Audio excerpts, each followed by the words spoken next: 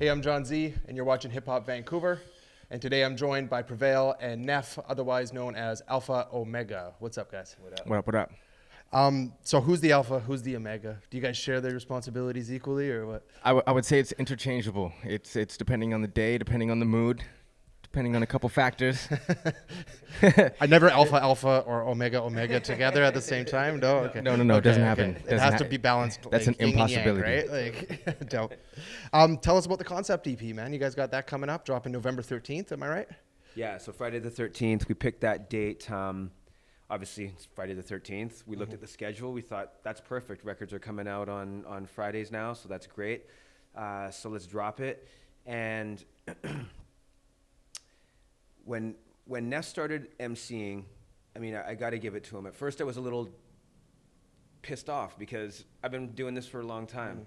And when someone kept saying to me, have you heard Neff's new verse? Have you heard Neff's new verse? Did you hear the thing he wrote last night? No, I haven't heard anything. What are you talking about? You weren't the first to hear it? No. Oh. I was one of the last to hear it, but on purpose. And I said to him, man, I can show you so many shortcuts. I can save you so much time. He said, Unc, it's not about that.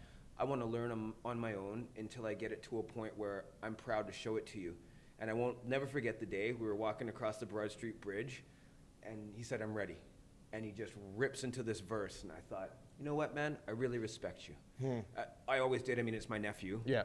Love and respect always, but as far as an MC to MC, that correlation, I just thought that is such a cool way to go about it. Yeah. Yes, I could have probably saved you half a year of just understanding the process, but Right. the fact that he wanted to learn it on his own was really a standout moment for me. Yeah, you're Michael Finley. You stayed in 4 years in university. You didn't jump in the pros when you could have gone early. I respect that. You gotta learn, man. You gotta learn. You know. Shout out to Mark Cuban and the Mavs. Yes. What excites you about the concept EP? Tell me about what can we expect from this album? I mean, we got crazy production. First of all, we got Tyler from Professional Sinners, from Greece. So he is our main producer. He has done the majority of the beats, 4 to the 6, and a large part of the other unreleased songs that we have got in the bank as well. He's a producer for. We got Adverse. He's a local producer. Does a lot of work with Jado, Northwest Division, and Stroker, and SM. Who else is on it? We got D-Rec doing the cuts on Alpha Omega and Ghost Town. He's a great song. Ghost you know Town, too. D-Rec. Yeah, absolutely, absolutely. I do know D-Rec. Yeah. Dude's a beast. So Yeah. absolutely. Gem of a guy. And Ghost Town is got a video to accompany it that's out right now as well. just came out on the Yeah. YouTube, Alpha Omega LTV, our YouTube. So that is out. It is happening. Yeah, word. Yeah. Is there a town or city that you guys had in mind when writing that song? Like the Ghost Town? I think it was one of those beats. Often, you'll hear a beat, and it will just invoke an image in your head. Sometimes it's topical. Sometimes it's just, let me just write a rhyme and rip this thing up. For Ghost Town, it's actually been really cool too. The interaction and the exchange of being able to write choruses. We share a lot of the chorus ideas and the hook ideas, which is cool because often you'll hear something and you'll just run with it and present it, and everyone will either yay it or nay it. This has been a nice discussion back and forth. Let me add this piece. You know what? Why don't you do the next 2 lines and then throw it back to me, and let's see where we can go with it. So a word that I would end on or pick up on would be different than the one that Neph has chosen out of his lexicon to use. Right. So it's been refreshing and a nice challenge, to be honest. And you guys are going to tour in support of it as well, I hear? Yeah. Yeah. 100%. We leave next week. That's right. First show is on the 12th, Cranbrook. It's going to be about a month on the dot, from the 12th to the 12th, November to December. We're going to be traveling across Canada, so Okay, that's great. happening. Yeah. Great. And then back in time for the holidays, I guess. Eh? Yes, sir. Yeah, Yes, yeah. sir. Back for the turkey. Dope. Okay, guys, let's talk about what's been kind of the buzz in our city so far. Yesterday, Madchild was the top trending news item nationwide on Facebook.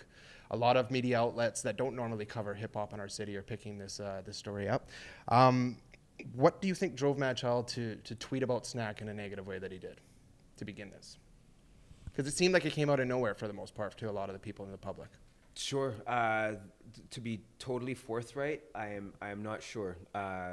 We were just talking before the cameras were rolling. You guys were updating me on how Snapchat actually works. So when it comes to the social media streams, my ear's not super duper to the ground, so all of this came to me through word of mouth and people sending me links and what have you.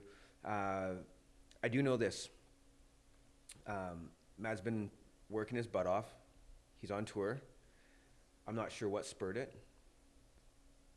At this point, does it really matter? The fact is that it's here, and it's manifested itself to the point that the situation has come to now.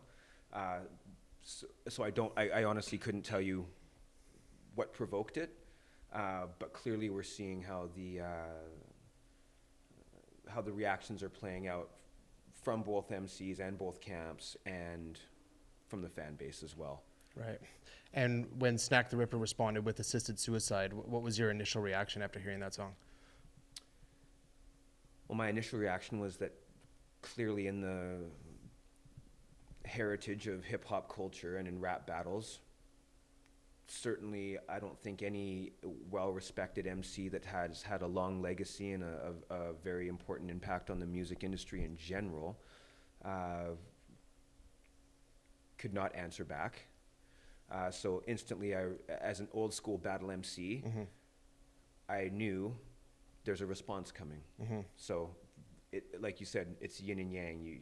You have to have balance. So, of course, like most people, I was waiting with bated breath for Mad's response. Right. In Snak's song, he did say that he feels bad for Moke and Prev. What the fuck did you do? Wake up one day and decide to fuck over your crew. Is there any truth to that? Let me put it this way. I've been in this group for a long time, 20 years. We got together, and I have Steno rhyme books going back that say 96. I remember I was living in my first place in Kits. We've been through some of the best times that anyone could ever hope for, especially being an underground rap group that was lucky enough to taste some semblance of commercial success without having to alter their belief system in the music that they were making. Give me the last line of the question again. The quote from Snak's Is there any rap. truth in that? Is there any truth in the fact that he says that Madchild fucked you guys over? Well, look, we've been through a lot, and it's no secret that Mad had the Oxycotin addiction. For sure. So was there a phase of the group asking itself a hard question? Are we still going to do this? Can we still stay relevant? Can we still be motivated? Can we get through this? And that was the biggest question that we've had to ask ourselves in our career. And we came back. So did we, would never say that the group hasn't gone through tough times and Mad hasn't gone through tough times, because we certainly did. I never ever felt that there was anything intentionally done where it was a spit in the face or a kick in the balls. I never felt that ever. In the times that we were in the low period, Rob and I were always worried and hopeful and waiting for Mad to come back to the realization to recapture his power. He's resilient, he's poignant, he's smart as a tack.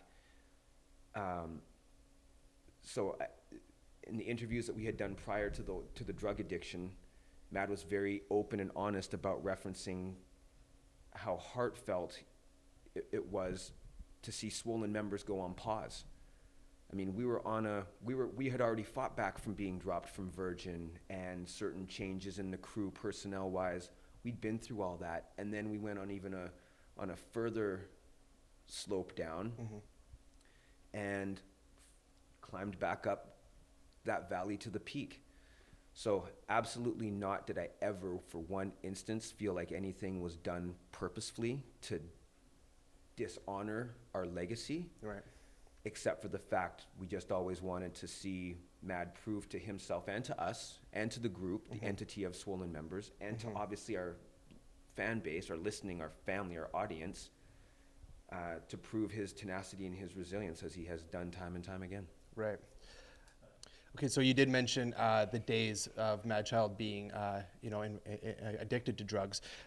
There's been a lot of drug bashing going on in these last couple songs as well. Madchild does speak openly about his sobriety in interviews and in songs that he does. Is that something you've been known for him to practice currently? Coming up in part 2 of our interview with Prevail and Neph, we get more into the beef between Madchild and Snak The Ripper. We talk battling in KOTD, Matt Brevner and Nyce's diss songs, and so much more. Stay tuned.